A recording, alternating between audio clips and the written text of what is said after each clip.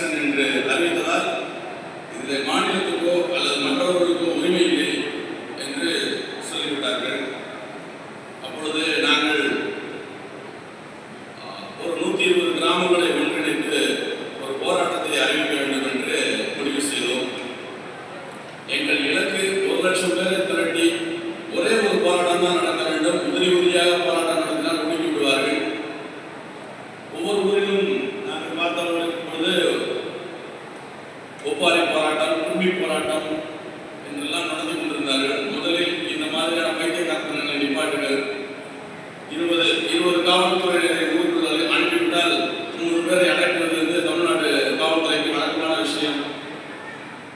நாள் போராட்டம் என்றால் 1,00,000 பேர் சாலையில் நடந்து மதுரை வரை 25 கிலோமீட்டரை நாம் நடந்து போய் சென்று போய் மனுவை கொடுப்பது போல் நாம் நின்றோம் என்றால் அந்த ஒற்றுமையை பார்த்து மட்டும்தான் அரசு இறங்கி வரும் என்று அந்த போராட்டத்தை வடிவமைத்தவர்கள் ஒருவராக நான் இன்று உங்கள் பேசிக் கொண்டிருக்கிறேன். ஏனென்றால் எனக்கு இதற்கு முன் ஒரு அனுபவம் இருக்கிறது. சத்தீஸ்கர் மாநிலத்திலே சுரங்க தொழிலுக்காகத்தான் மக்களை தினமும் அடித்துக் கொண்டு கொண்டிருக்கிறார்கள். அதாவது தண்டகாரண்ய காடுகள் என்பது சங்க இலக்கியத்திலே சொல்லப்பட்டது போல மந்திகள் கூட மயங்கிவிடும் காடு. அது அப்படிப்பட்ட காடு. அந்த காட்டிலே வனவாசிகளை தினமும் வேட்டையாடி கொண்டிருக்கிறது. நமது அரசு நம்மூரில் இருந்து சென்ற விவசாய பிள்ளைகளான CRPF ஆட்கள் தான் நம்மை போன்ற விவசாயிகளின் பிள்ளைகளை கொண்டு கொண்டிருக்கிறார்கள் என்பதை பார்க்கும்போது எனக்கு மிகுந்த வேதனையாக இருந்தது. அப்படிப்பட்ட ஒரு சூழலில் இருந்து நான் இங்கே நேராக அரிட்டாப்பட்டி வந்த பொழுது எனக்கு புரிந்தது, மிகப்பெரிய அளவிலே ஒரு கலவரக்காடாக தமிழகத்தை உருவாக்கப் போகிறார்கள் என்ற ஒரு அச்சத்திலே தான் நாங்கள் அந்த போராட்டத்தை முன்னெடுத்தோம். எல்லாரும் இன்று நாங்கள் தான் செய்தோம் என்று தங்களுக்கு தாங்களே கிரீடம் சூட்டினார்கள். ஆனால் அந்த போராட்டம் வெற்றி பெற்றதற்கு காரணம் விவசாயிகளை திரட்டி, அதாவது எப்படி திரட்டினோம் என்பதுதான் இது வேடிக்கை. 15 நாட்கள் தான் எங்களுக்கு போராட்ட அறிவிப்பிலிருந்து இருந்தது.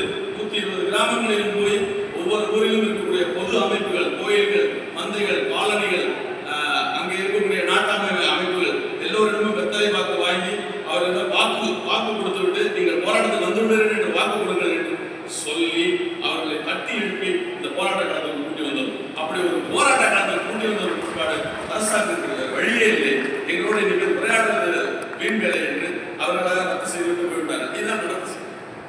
இப்போ இந்த போராட்டத்தை நான் ஏன் இவ்வளவு நேரம் நான் சொல்றேன் அப்படின்னா, இதுதான் ஃபர்ஸ்ட் நிலம்.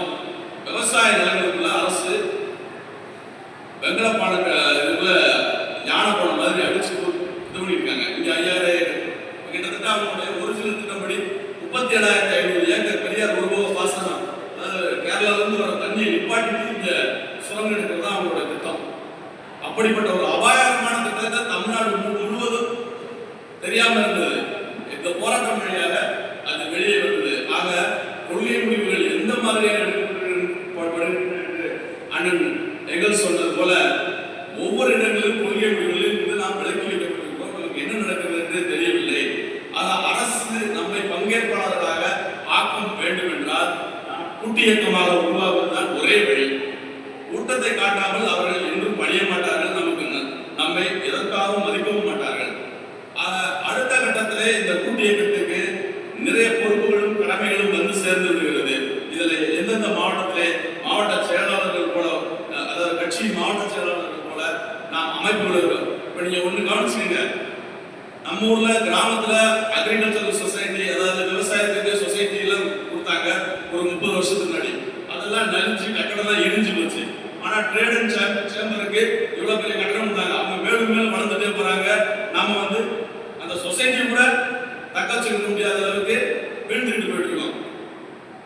ஆக எங்க நம்முடைய சேம்பர்ஸ் பெருசாகதோ, எங்க நாம வந்து பெரிய சேம்பர்களை கட்டி எடுக்கிறோமோ, என்னைக்கு நாம நெகோசியேஷன் டேபிள்ல உட்கார்றோமோ, அதாவது எல்லா பேச்சுவார்த்தைகளிலும் அரசு தரப்பு வந்து நம்மளோட பேசுகிறதோ, அரசை மீறி நாமும் ஒரு ஏற்றுமதி செய்கிறோமோ, அரசை மீறி நாமும் ஒரு வெற்றியை காட்டுகிறோமோ, வெற்றி கதைகளின் வழியாக மட்டும்தான் இயற்கை விவசாயத்தை காப்பாற்ற முடியும். தினம் தினம் ஒப்பாரி பாடல்களை வைத்துக் கொண்டு உதிரி போராட்டம் போராட்டங்களை நடத்தி கொண்டு நாம் எந்த விதமான சாதனையும் செய்ய முடியாது. அதிலே விலை நிர்ணயம் செய்வது இனி எம்எஸ்பிக்கெல்லாம் கெஞ்சிக்க கூடாது, எம்எஸ்பிக்கு கெஞ்சக்கூடாது. நம்மளை போன்ற கூட்டு இயக்கங்கள் விலையை நிர்ணயம் செய்து சந்தையை நிறுவ வேண்டும். இது இனிமே வேலைக்கு ஆகாது. 30 பைசா வருஷத்துக்கு நெல்லுக்கு போட்டு கிலோவுக்கு 50 பைசா இருந்து இந்த வருஷம் விளைச்சல் இவ்வளவுதான் விலை. ஏன் நான் இப்ப செலவழிச்சிருக்கேன், எனக்கு வந்தாகணும். என் பிள்ளைக்கு நான் ஃபீஸ் கட்டிருந்தா நான் திருப்பி நான் அவங்கள்ட்ட பிச்சைக்காரன் நிற்க முடியாதுல்ல. ஆக இப்படிப்பட்ட இளைஞர்களின் வெற்றி கதைகளை நாம் உருவாக்கி அதன் வழியாக இதை ஒரு நிலத்தின் மேல் பிடிப்புள்ள ஒரு சமூகமாக உருவாக்க வேண்டும். இரண்டாவது, கல்வியில் விவசாயத்துக்கு 2 பக்கங்களாவது ஆங்கிலத்திலும் தமிழிலும் ஒவ்வொரு மாணவரும் படித்த செயல்முறை விஷயங்களை செய்வதற்கு நாம அது ஏன்னா அடுத்த தலைமுறைகள் எங்க ஊர்ல இப்ப நெல்லை தூக்கி ஏற்றுறதுக்கு ஒரு 3 பேர் தான் அவைலபிளா இருந்தாங்க. அது ஒரு 1000 ஏக்கர் விவசாயம் உள்ள ஊர்ல 3 பேர் தான் நெல் தூத்துறதுக்கு இருக்காங்க. மிஷின்ல தூக்கி ஏற்றுனா அதுக்கு ஆள் வர மாட்டேங்கிறாங்க. அப்போ சொன்னா நாங்க இந்த மூடை பிடிச்சி ஏற்றுறதுக்கு இந்த 3 பேர் தான் இருக்கோம், எங்களுக்கு வயசாகி போச்சுன்னா பின்னாடி ஆள் இல்லை அப்படின்னாங்க.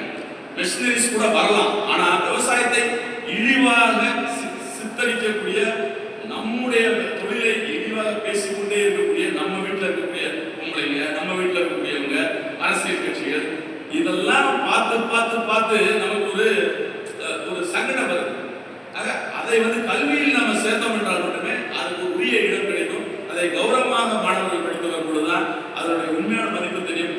கல்வியில் விவசாயம் என்பதை விவசாய கல்வி என்று தனி இல்லை, கல்வியில் விவசாயம் ஒரு அங்கம், அவ்வளவுதான். இஷ்டம் இருந்தா நீ வா, இருந்தாலும் இது அறிந்து கொள்வதற்காக.